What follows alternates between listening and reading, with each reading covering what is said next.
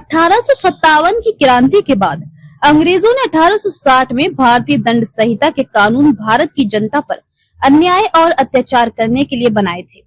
इन कानूनों के बाद 1861 को पुलिस अधिनियम 1861 बनाया था, जिससे भारत की जनता को प्रताड़ित और परेशान किया जा सके। इस पुलिस का काम 1860 से ही इस बात का ध्यान रखना था कि कभी भी 1857 की तरह भारत की जनता इकट्ठा होकर क्रांति न कर सके। इसके बाद 2 अक्टूबर 1869 को मोहनदास गांधी का जन्म पोरबंदर में हुआ।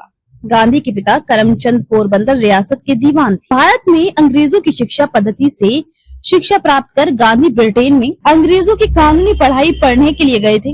अंग्रेजों के देश ब्रिटेन में पढ़ने वाले लोग अंग्रेजों के कानून की पढ़ाई के साथ वहाँ की अय्याशी पूर्ण जीवन को भी जीना सीख जाते हैं। गांधी का जन्म तो अंग्रेजों का साथ निभाने और भारत के लोगों के साथ गद्दारी करने के लिए ही हुआ था, जैसा अंबेडकर का जन्म अंग्रेजों के उद्देश्यों को पूरा करने के लिए हुआ था। अंग्रेजों से मिलकर गांधी ने पहले से योजना बनाकर भारत में अंग्रेजों के खिलाफ आंदोलन कर उनमें सफलता प्राप्त करके भारत की जनता का भरोसा जीतकर उन्हें एकत्रित कर अहिंसा के नाम पर कायर बनाया। मतलब ये है, गांधी पूरे भारत की जनता को गुमराह करके हमेशा गुलाम बनाए रखने में मदद करते। प्रथम विश्व युद्ध के दौरान अंग्रेजों के कहने पर गांधी ने भारत के लगभग 15 लाख लोगों को ब्रिटेन के अंग्रेजों की तरफ से युद्ध में लड़ने के लिए सहमत कर लिया था। 1914 से 1918 के बीच लड़े गए इस विश्व युद्ध में अंग्रेजों ने भारत के लोगों से ये कहा था कि विश्व युद्ध में भारत के लोग हमारी ओर से लड़ें और यदि हमारी जीत हुई तो हम भारत को आजाद कर देंगे। भारत के लोग गांधी के कहने पर अंग्रेजों की ओर से लड़े और लाखों भारतीयों की विश्व युद्ध में मौत के बाद जीत भी हासिल हुई। इसके बाद भी अंग्रेज अपनी बात से मुकर गए।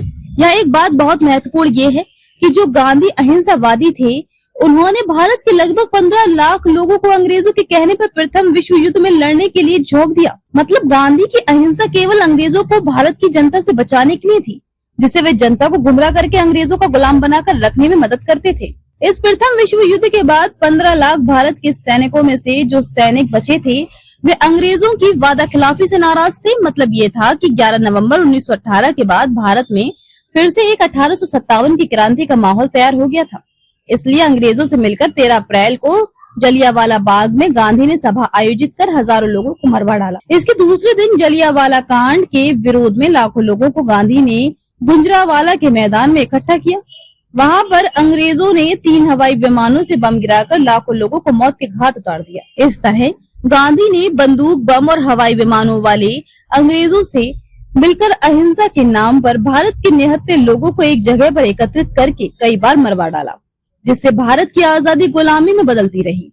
और आज भी गांधी जैसे गद्दारों की बदौलत 2025 में भी भारत गुलाम है, क्योंकि वे अंग्रेजों से मिलकर भारत के लोगों को गांधी की तरह आज भी गुमराह कर रहे हैं। ऐसा इतिहास के जानकार सूत्र बता रहे हैं। खबर को शेयर फॉरवर्ड कर पूरे विश्व में पहुंचाकर विश्व गुरु भारत में सहयोगी बनकर बिना वर्दी के सैनिकों की तरह आप भी अपना कर्तव्य निभाइए। देश और दुनिया की ताजा और विशेष खबरों के लिए देखते रहिए सैनिक गर्जना न्यूज चैनल। नमस्कार।